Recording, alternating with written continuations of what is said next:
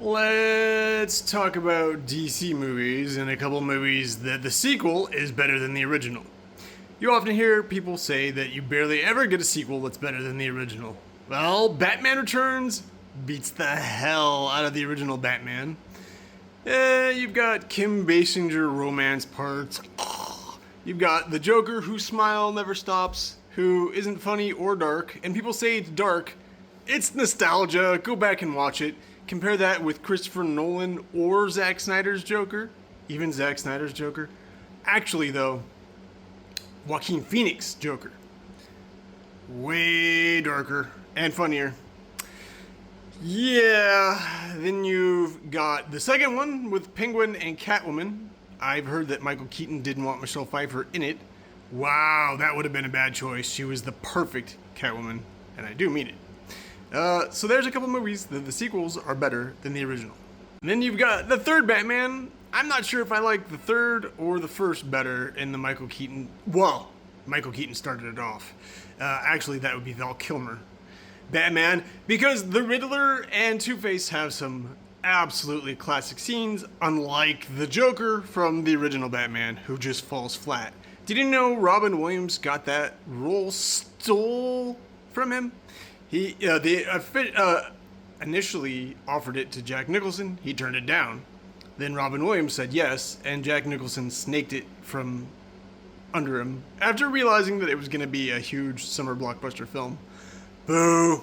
I like Jack Nicholson in some roles, like Wolf, but he was a terrible Joker, one of the worst.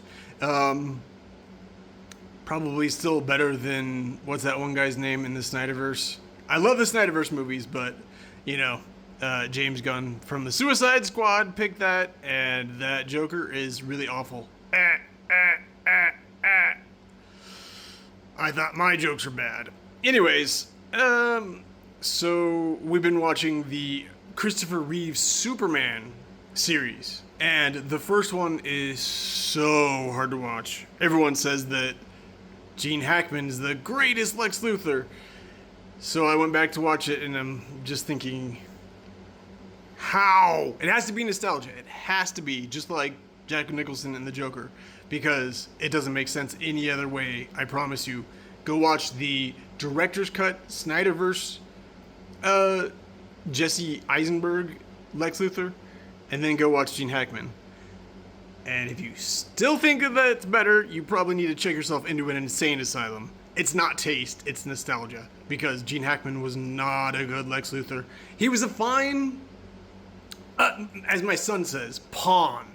He was a pawn. He would have been a great comedic, side character. But as the main bad guy, and here's the proof. Because Superman 2, Superman Returns, way better film. Far superior. Zod and those guys do an excellent job. Not as good as the Snyderverse, but for the 80s and for the effects that they had at that time, way, way, way better than the original Superman, which was just god-awful boring. The third Superman we just watched today, and the beginning's funny. It gets a little slow, but it's worth watching. Way, way, way, way better than the first Superman of that series, which was just, again, really super boring. I would, in fact, go so far as to say skip it.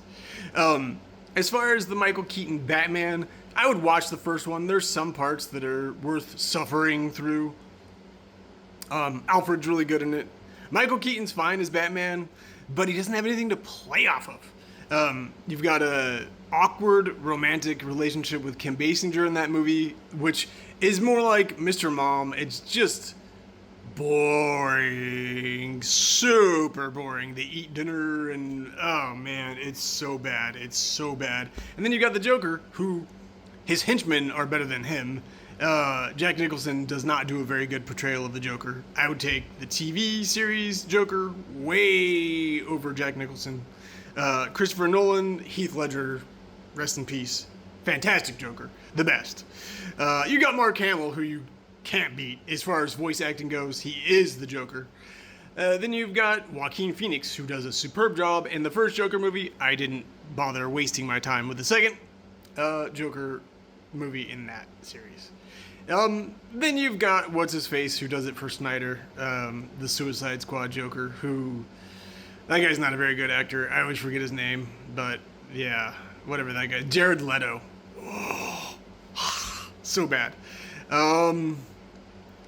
I guess I would take Jack Nicholson over him, but it's that hard of a choice to where I'm like, Jack Nicholson Joker basically is like a little step ahead of Mr. Freeze. Yeah, Arnold Schwarzenegger, not his better role. Nice. So bad. But Poison Ivy was decent in that. And Bane was hilarious. Go watch Bane in the Nolan series and then Bane in the George Clooney one. Ooh, it's interesting. We did just recently watch Justice League and Justice League Unlimited, which are so excellent that it deserves a whole episode way far removed from this. I'll keep it films and animated separate, besides my mentioning the Batman the Animated Series. And then there's Crisis on Infinite Earth, which is also excellent, but also animated. So, yeah, if you want to watch those, I highly recommend it. But Christopher Nolan Batman and Snyderverse, you got to watch the director's cut, Snyderverse. Those are where it's at as far as Batman goes and Superman. Christopher Reeve's Superman, the second one and the third one are pretty damn watchable. The first one, I would literally skip. It is such a snore fest. If you're looking for a good movie to put you to sleep, that's got to be right up there with like a really boring old Australian guy that's narrating a nature video from the 80s or something. Yeah, I think that's what that movie's made for. And then the original Batman movie, I'm not sure what it's made for. If it had Robin Williams as the Joker, it might have been good. But it's nostalgia. I mean, the suit's cool. The music is cool. The music is great. Same with the first Superman. The music is good.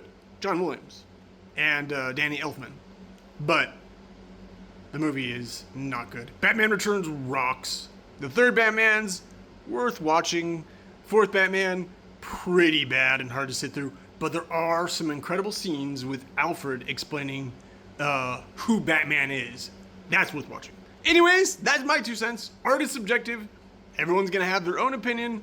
I don't see how you don't like Snyderverse if you don't. Oh yeah, and then James Gunn made a Superman movie, I heard, in 2025. Maybe? Maybe not. Oh, no, I don't think that was Superman. I think that was Super Wuss or something. Anyways, thanks for watching. Like, subscribe, and ring that bell. Bing! James Gunn's DCU is dead. Bring back the Snyderverse. The world needs Henry Cavill as Superman. Thank you for watching.